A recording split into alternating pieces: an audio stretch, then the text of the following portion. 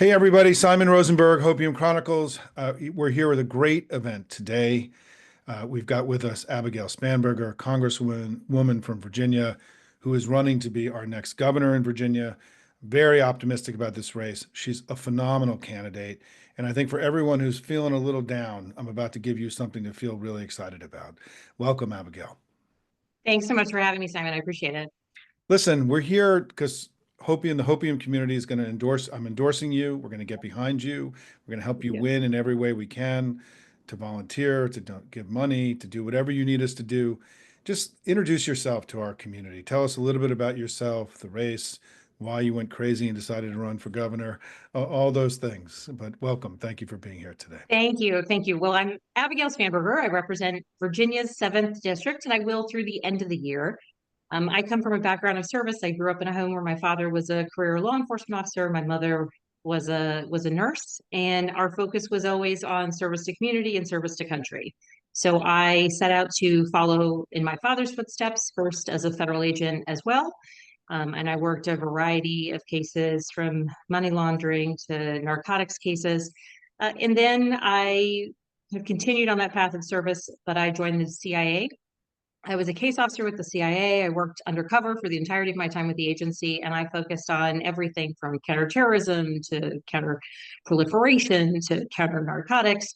And I lived overseas and spent some time stateside as well. And my whole purpose in that role, in that job, was to ensure that policymakers, the president, diplomats, military members, somebody somewhere could make good informed decisions about some of the most pressing issues impacting our country. Back in 2014, I decided that I had loved the mission. I had loved the work I had done, but my husband and I and our 3 daughters, we were ready for a bit of a shift. We're both from Virginia.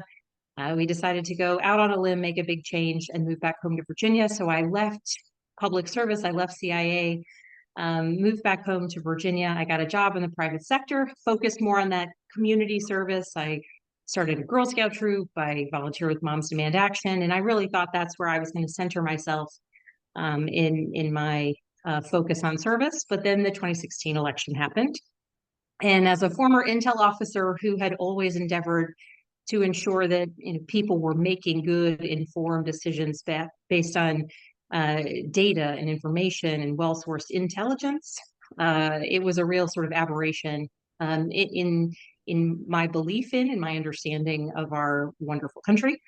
And so ultimately, I decided to run for Congress. I launched my campaign back in 2017. On the ground, of course, in Virginia, we had successes in 2017. We won a variety of House of Delegates seats, getting very close to the majority. And we won 3 statewide races, electing a Democrat for governor, lieutenant governor, and attorney general.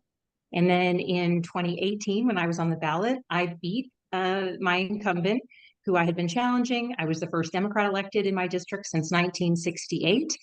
And I have been reelected each time, with the exception of this year when I did not run for reelection because I decided it was time for me to pass the baton to someone else, because I was announcing that I was running for governor, which is what I'm doing now. So I'm excited. We held my seat in 2024. Congressman-elect Eugene Vindman will be representing the 7th District. So I'm proud to be working with him to make sure he's set up for success as he takes over that extraordinary role and privilege. And I, as of the beginning of the year, will be just on the campaign trail nonstop across our beautiful Commonwealth. I have 3 daughters. One more thing, I have 3 daughters, 10, 13, 16, and a fantastic husband. And day in and day out, they're what keep me motivated, and they're what keep me going. Yeah, it is. God bless you for balancing the crazy life of being an elected official and politician and trying to raise a family. It's not easy. And hopefully they'll all be around you, though, in Richmond, when you win in November. Well, as my husband would say, at least he knows where I am these days. Back when we were balancing my CIA time, I would just sort of go off for a couple days at a time. So this actually feels eminently reasonable to us given our family's background. Yeah, that's incredible. So tell me a little bit, just reflect back if you could, and particularly as you are starting to go forward into Virginia. What are some of the highlights from your congressional career when you look back and the things you're kind of most proud of and that you're most excited about and that you're, grateful for the opportunity to be part of? Well, one of the most beautiful things about serving a community in elected office, and one of the most challenging things, quite frankly, is people call you or they call your office or they reach out or they approach you on their best days and their worst days. When they're happy with a vote or they're deeply angry with a vote, when something's going right in their life and they want to celebrate it, or something's going really terribly wrong. And so I mention that because throughout my time in Congress, through the work of constituent services, and this is something that people don't typically think about when it comes to Congress, through the work of constituent services, we've been able to return nearly $50 million to constituents. Retirees who recently lost a spouse and can't get their Social Security to come through, and while mourning their loved one, they just need help. And so they call us. Veterans who have been denied time and time again by the VA, who need support, small business owners that because of, potentially some paperwork error a while back, they've not been able to get either funding that they're eligible for or a refund that they're eligible for. And so these hurdles that occur in people's lives and individuals' lives and families' lives. So the idea that we were able to step in, my team and I, and help people to ensure that, frankly, dollars that should be in their pocket, that should be returned to them, are actually going there. Also being able to work directly with the localities that I represent. I currently represent 11 different localities. Some of them are pretty urban and highly densely populated, and they have infrastructure and congestion issues and transportation issues. And I also represent many localities that are very, very rural and agricultural. And so being able to work directly with the localities to try and bring federal dollars home to them, because I know what they need and I know what's top of mind. Those have been just wonderful experiences, getting to know different communities sort of deeply in order to be able to serve them well. And then, of course, there's a legislative side of things, being able to get bills signed into law by the former president, by President Biden. That speaks to the process of consensus building and coalition building, and knowing that at times, sometimes even a broken clock is right twice a day. So who agrees with me on this one particular issue, and how can I Yeah. get them to help lead the charge on the other side of the aisle or on the other side of the country, depending upon whether we're sort of rallying around geography or industry or constituency or partisanship. So it's been amazing. And the really special part about this job is you get invited into people's lives, celebrations, family events, small business openings. And so to be able to celebrate or to be able to be present and welcome in communities across my district, and now as I'm campaigning for governor across the entirety of our Commonwealth, it's really amazing. And so, given your podcast name and the community name, I will say, if anybody's in need of a little hopium, like, there's still so much beauty in our country, and I'm biased, of course, in Virginia. And so being able to recognize that, celebrate it, and want to do right by all of the communities that I have represented in the greater Commonwealth that I will represent, is still a driving force for me. And that doesn't mean it's not deeply frustrating at times, or it's sometimes very aggravating, but it's always worth it. It's always worth it.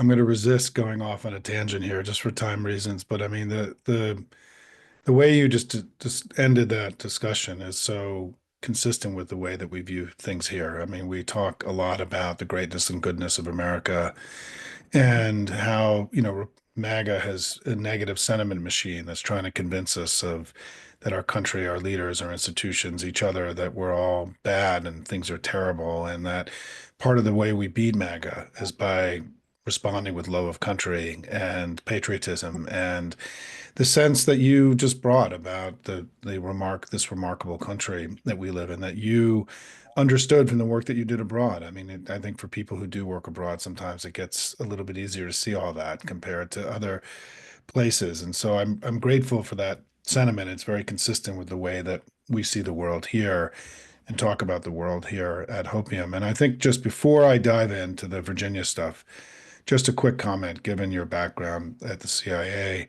Tulsi Gabbard. Her appointment, we had a series of really dangerous appointments, nominations by the future President Trump. But I just wondered if you could reflect a little bit on Tulsi Gabbard's appointment. I know you've been out there talking about it in the media. I think this is really important because we have come out as a community against these four nominations, and I'm trying to do everything I possibly can to push the political leaders of our party to leave it all on the playing field. We may not be able to knock them out, but man, we got to leave it, we got to try because they're all dangerous in different ways. But you may have some personal reflections on her appointment. I do, and particularly the role of the DNI. And I think that one of the challenges, as people have been viewing the differences between, a nominee that certainly I would, uh, I would never choose, and a nominee who is wholly unfit for the role, right? And I think that it's important that we recognize if it's a president that we're not aligned with, that they're going to make some choices along the way that we may not agree with.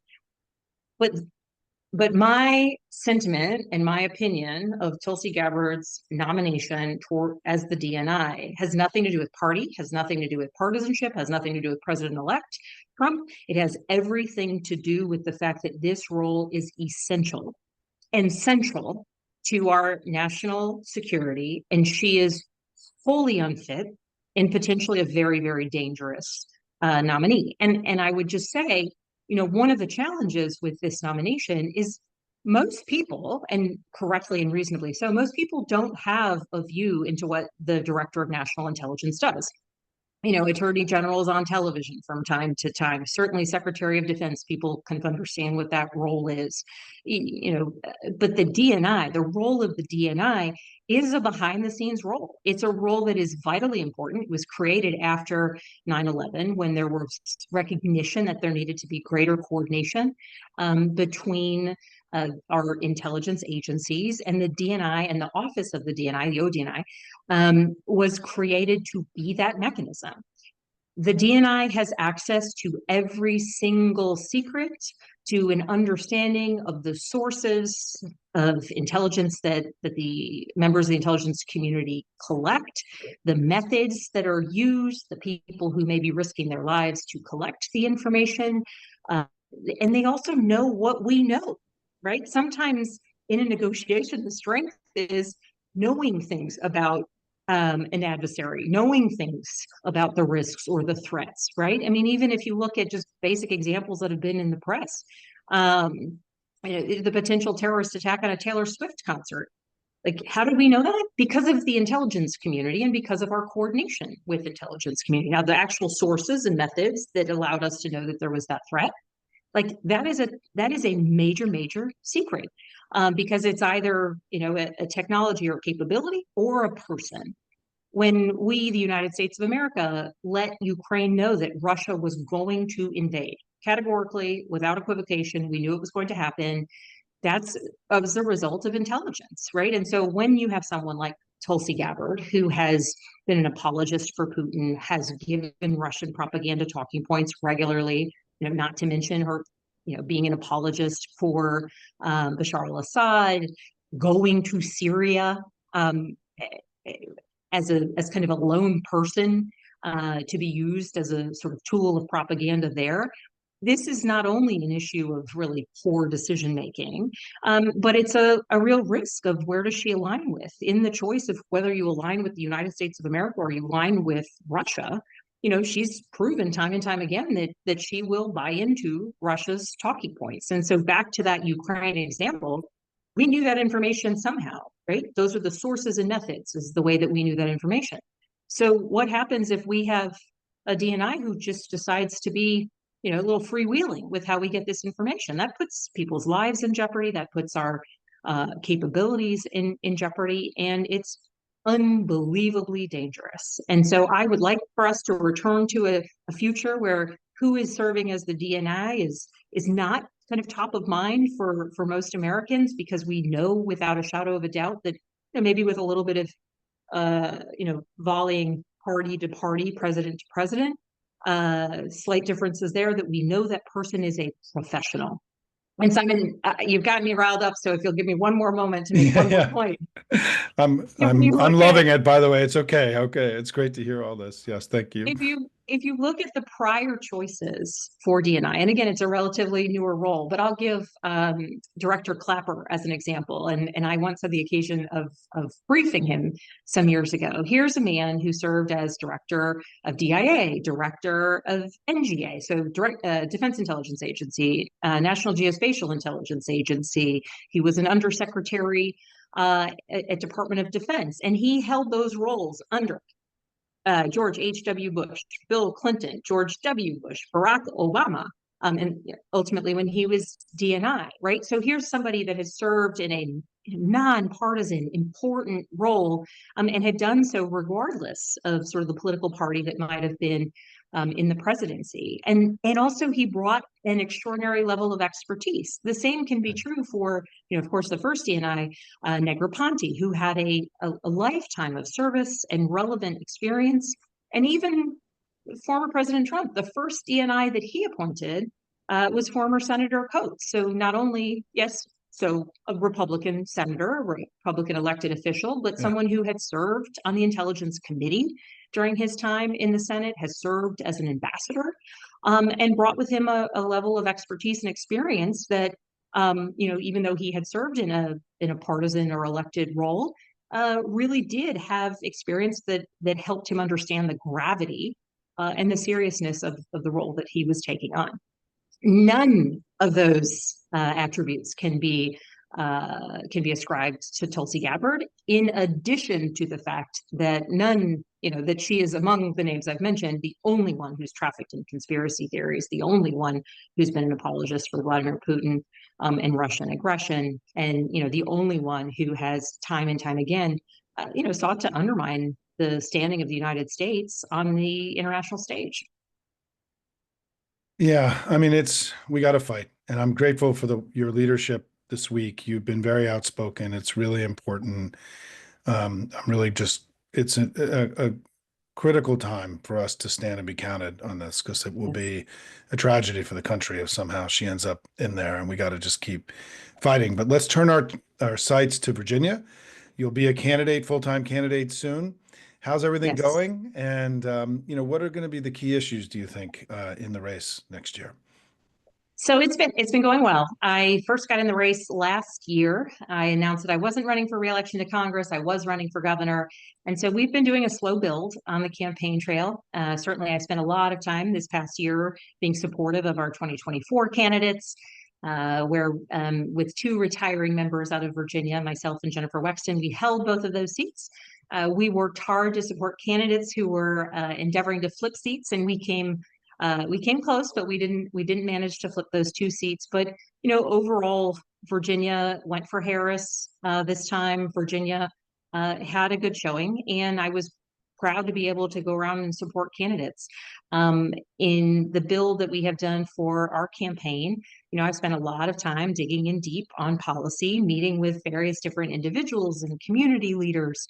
Spent a good amount of time fundraising, trying to grow the strength of the campaign. And so we've got a little bit of a head start, which is good, but I just have to keep running, running, running. The lieutenant governor is going to be the Republican nominee. And so it's going to be a challenging race. It's going to be a good race. We will win the race. We know what we need to do between now and November of 2025.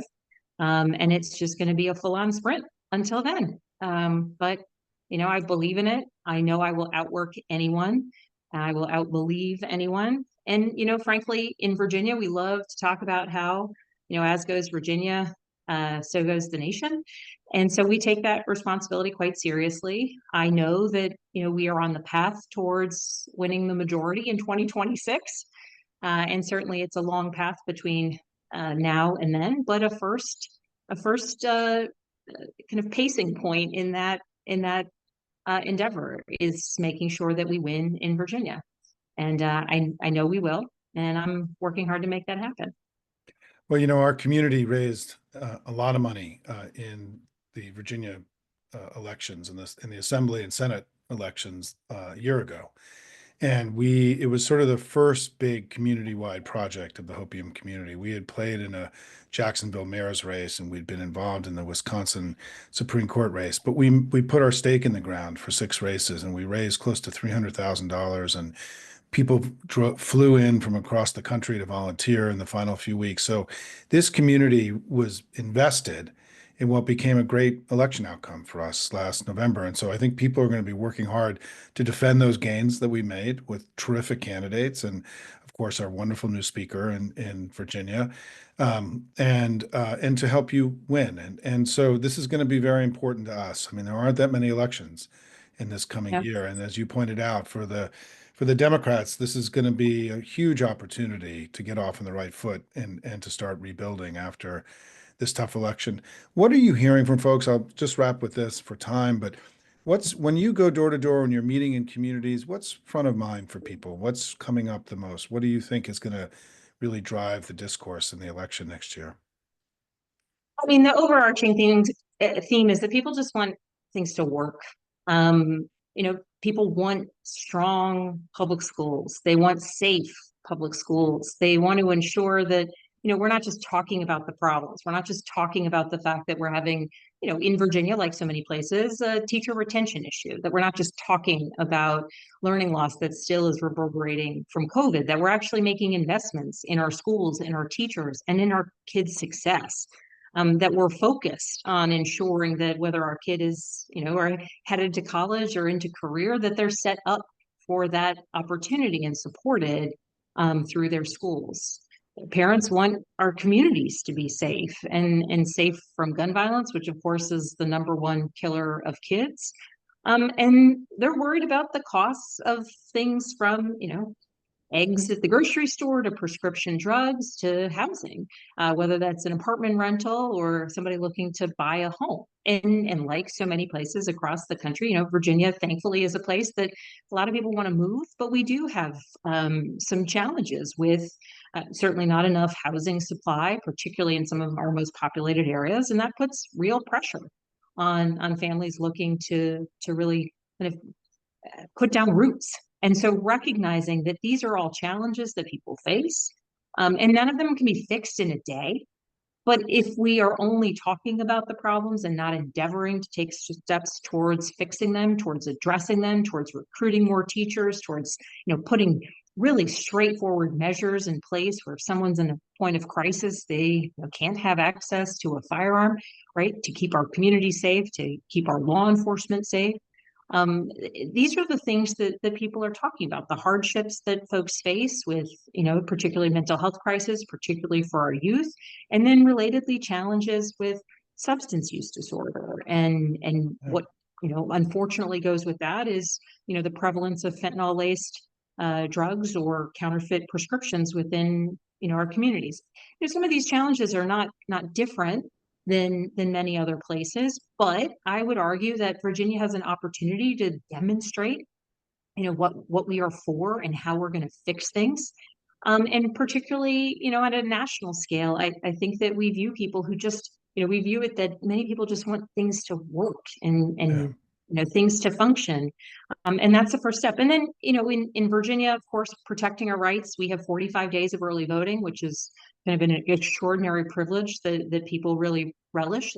And it's great for, folks who are working hard and still want to be able to make their voices heard. And we're the only state in the South that, since the Dobbs decision, hasn't further restricted abortion access. And so, again, thanks to your members for making sure that we could keep our we could keep our 1-seat majority in the Senate, but also flip our House of Delegates. And on the ballot with me next year will be all 100 House of Delegate seats. So I want to make Yeah. sure that we keep that majority, and we can continue, we can start doing good work for our fellow Virginians. Listen, it's been so great to spend time with you today. I know it's been a hard few weeks for many of us, but you're a bright light for us as we all go forward. This is going to be really one of the most important races in the country. We're going to be fully behind you, Abigail, Congresswoman, and we're really excited to be. I out my window, you can't see it right now, but I can see Virginia. I live in the district, but Virginia is out my window across the Potomac, so it's very close to my heart. And my kids played an awful lot of soccer and baseball games in Northern Virginia, and even my oldest son played on the Richmond Braves, which was a travel baseball team for a summer. So I spent a lot of time in Richmond and throughout all of Virginia. I mean, I got to know the state so well because he played in tournaments. But this is going to be really matter, everybody. And you can tell that Congresswoman Spanberger is an incredible leader. She's made such a huge difference in such a short period of time. And this one matters. And so watch the video today, get to know her better, consider making a donation, volunteering if you can. We got to get a big win here. And I know it's a little bit hard to even imagine getting back into the game, but it'll be time soon. And when you're ready, dive in. We need your help. Thank you so much. Thanks to all of your members for everything that they do. Thanks for any support. And I know it's a hard time. It's a terrible time for a lot of people. And for those of us who have the voice and the energy Yeah. to be working and to trying to make a change. I mean, wouldn't we all have loved to have just known that we, finally done it in 2024. So the challenge is a little bit greater and longer. But we'll still, I believe in our country with all my heart, and I believe in the American people. And so we'll start it in Virginia. We'll continue it in 2026. Then we got more races in Virginia in 2027 and then 2028. We'll continue that process. And what I really want people to say is, uh, our policies are good, right? Our policies are good. And so making sure that people understand that, see that, the impact on their lives, the dedication of, our community of public servants, making sure that people recognize that. That will win out. It might just take a little longer than any of us would like, but thank you to Thank you so everybody for much. any potential support. And Simon, thanks for giving me the chance Yeah, to no, say I'm hello. excited. I'm excited. I mean, we met during the 2018 cycle and your class really was so inspiring in that election cycle. And now it's been great to see how well you've done. And now, we got to go on to this next step and we look forward to being there every step of the way. Thank you so much, Congresswoman. Thank Bye you so bye. much. Bye bye, Bye. everybody.